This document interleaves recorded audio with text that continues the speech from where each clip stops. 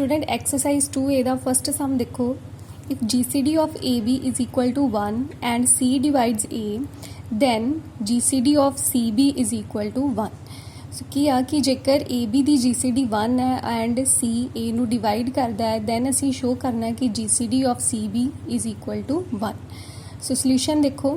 सो जो सानू condition given ने वो सी लिखनिया पहला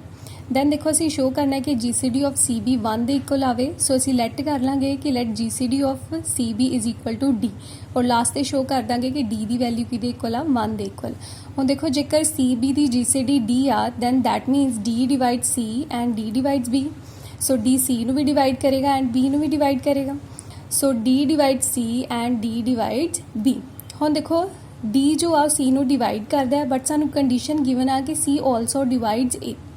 सो D divide C and C divides A सो इत्थों की आ जाएगा कि D C नू A नू भी डिवाइड करेगा क्योंकि D C नू डिवाइड करता है तो C फरदर किनू डिवाइड कर रहा A नू सो दैट मीनस D भी फिर किनू डिवाइड करता होएगा A नू सो this means D divides A so D divides A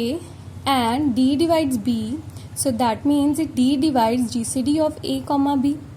so but GCD of A भी कितनी है 1 सो ਇਹਦਾ मतलब D डिवाइड्स 1 ਹੁਣ देखो कोई नंबर ਜਾਂ कोई इंटीजर जेकर 1 ਨੂੰ डिवाइड करता है तो किस फॉर्म ਦਾ ਹੋਏਗਾ या तो 1 होएगा या फिर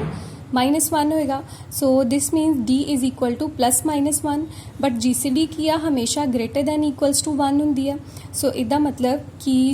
D ਦੀ वैल्यू 1 आ गई और D ਅਸੀਂ ਕੀ ਲੈਟ ਕਰਕੇ ਚੱਲੇ ਸੀ C, B so GCD of CB is equal to 1 so यही ਅਸੀਂ शो करना ਸੀ सेकेंड सम देखो next if A and B are relatively prime then any common divisor of AC and B is a divisor of C सो की आ कि जेकर A and B दोनों relatively prime integers ने then AC and B ਦਾ जो common divisor होएगा वो C ਦਾ भी divisor होएगा ਹੁਣ देखो relatively prime integers ਉਹ ਵਾਲੇ ਹੁੰਦੇ ਨੇ ਜਿਨ੍ਹਾਂ ਦੀ GCD 1 ਦੇ ਇਕੁਅਲ ਆਵੇ ਸੋ A and B सानू रिलेटिवली प्राइम दिते ने so that mean GCD of AB कितनी होएगी 1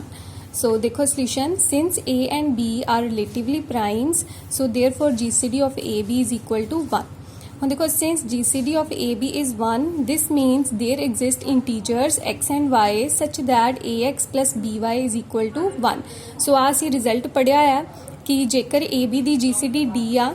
दैन असी GCD नू लिख सकते हैं as a linear combination of A and B mean सानू दो इंटीजर X एंड Y मिल जाएंगे सच दैट असी D नू लिख सकीए AX plus BY so same उसे रिजल्ट के अकॉर्डिंगली सानू दो इंटीजर मिल गए X and Y so such that AX plus BY किहदे इक्वल आ गया 1 दे इक्वल सो इस इक्वेशन नू C दे नाल मल्टीप्लाई कर देंगे सो की आ गया CAX plus CBY equals to C इहदा नंबर पा लिया 1 दैन देखो गिवन आ सानू कि AC एंड B का कोई कॉमन डिवाइजर आ सो वो असी लैट कर लें let D be the common divisor of AC and B so जेकर D कॉमन डिवाइजर आ so that means D AC नू डिवाइड करता है एंड D B नू भी डिवाइड करता है then by definition of divisibility सानू इंटीजर Q1 एंड Q2 मिल जाएंगे सच दैट AC किहदे इक्वल आ गया D into Q1 and B किहदे इक्वल आ जाएगा D इंटू Q2 दे Q1 Q2 are integers then देखो AC और B की वैल्यू असी इक्वेशन नंबर 1 च पुट कर देंगे सो AC की जगह आ गया D Q1 into X plus B की जगह की आ जाएगा D Q2 equals to C so इत्थे Y भी आएगा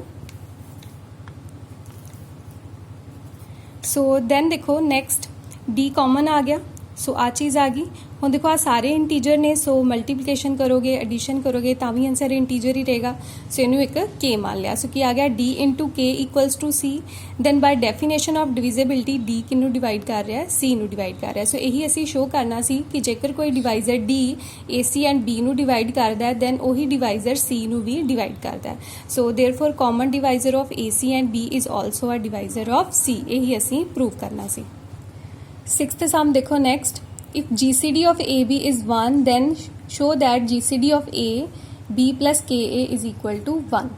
देखो गिवन आ सानू कि GCD of AB is 1, then असी शो करना है कि इन्हां इंटीजर्स की GCD भी कितनी आ रही है, 1 आ रही है। सो सोल्यूशन देखो, let GCD of A, B plus KA is equal to D। So असी 1 शो करना है, सो लेट कर लिया असी D। हुण जेकर D इहदी GCD आ, then D divides A and D divides B plus KA। ਹੁਣ देखो ਅਸੀਂ रिजल्ट पढ़िया कि जेकर D A ਨੂੰ डिवाइड करता है, दैन कोई भी इंटीजर इत्थे मल्टीप्लाई कर देंगे, D उस इंटीजर ਨੂੰ भी डिवाइड करेगा। So that means D divides KA। So आ कंडीशन आ गई। दैन देखो D divides KA and D divides B plus KA, then इन्हां दी सबट्रैक्शन ਨੂੰ भी डिवाइड करेगा। सो आ रिजल्ट आ गया। सो कैंसल करन ते की आ गया, D डिवाइड्स B। ਹੁਣ देखो D divides A and D divide B। So that means D जो आ वो AB ਦੀ GCD ਨੂੰ डिवाइड करता है, और AB ਦੀ GCD ਸਾਨੂੰ ਕਿਹਦੇ ਇਕੁਅਲ ਗਿਵਨ ਆ, 1 ਦੇ ਇਕੁਅਲ। सो ਇਹਦਾ मतलब देखो D 1 ਨੂੰ डिवाइड कर रहा है, सो दैट मीनस ਜਾਂ ਤਾਂ D 1 ਹੋਏਗਾ ਜਾਂ -1 ਹੋਏਗਾ। So therefore D is equal to +-1, but GCD हमेशा ग्रेटर दैन इक्वल्स टू 1 ਹੁੰਦੀ ਆ। सो D ਕਿਹਦੇ ਇਕੁਅਲ ਆ ਗਿਆ, 1 ਦੇ equal. So therefore GCD of A, B plus KA is equal to 1। So यही असी प्रूव करना सी।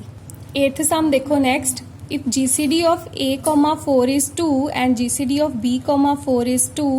then prove that GCD of A plus B, 4 is equal to 4। सो आ सानू गिवन आ कि GCD of A4 2 है एंड GCD of B4 2 आ, दैन असी शो करना है कि A plus B, 4 the GCD कितनी होएगी, 4। सो देखो solution, since GCD of A, 4 is 2, so this means 2 divides A। So by definition of divisibility there exist integer Q such that A किहदे equal आ जाएगा, 2 इंटू Q1 ਦੇ equal. ਹੁਣ देखो Q1 odd ही होएगा। Q1 ऑड क्यों होएगा, क्योंकि जेकर तुसी Q1 कोई ईवन इंटीजर मान लेंदे हो, दैन देखो जेकर Q1 ईवन इंटीजर हो जाएगा, दैन A दी वैल्यू जो आ वो 2 इंटू मान लो Q1 हैगा 2, सो A दी वैल्यू होगी 2 इंटू 4। सो इत्थे A दी जगह 4 आ जाएगा, दैन 4 एंड 4 दी GCD कितनी होनी आ, 4। सो वो गिवन कंडीशन को कॉन्ट्राडिक्ट करेगा, इसलिए Q1 जो आ असीं ऑड लै रहे हैं। सो उस तो बाद नेक्स्ट स्टैप देखो अगेन सानू गिवन आ कि GCD of B, 4 is 2, so this means 2 divides B।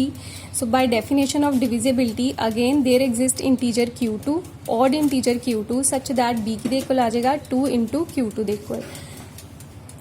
So second equation आ गई, B is equal to 2 into Q2। Then देखो असी शो करना है कि GCD of A plus B, 4 दे इक्वल आ। सो A प्लस B देखो वैल्यू किहदे इक्वल आएगी, 2Q1 प्लस 2Q2। सो 2 कॉमन आ गया, Q1 प्लस Q2 आ जाएगा। हम देखो Q1 एंड Q2 दोनों ही किया ऑड इंटीजर, सो इन्हां दा सम की होएगा, even integer. So Q1 plus Q2 is equal to 2K। So A plus B देखो ईवन इंटीजर है ना, सो ईवन इंटीजर किस फॉर्म दे होंदे आ, 2K फॉर्म दे। सो वो लिख लिया। So therefore A plus B किहदे इक्वल आ गया, 2 into 2K। A plus B is equal to 4K आ जाएगा। दैन देखो A plus B, 4, A plus B की जगह 4K, 4 कॉमन आ गया। सो K, 1 हुण देखो K और 1 की GCD हुण किसी भी नंबर की जेकर असीं 1 दे नाल GCD फाइंड करांगे तो हमेशा 1 ही आनी है। सो 4 इंटू 1 आ गया इत्थे। So that means GCD of A plus B, 4 किहदे इक्वल आ, 4 दे इक्वल। सो यही असीं शो करना सी।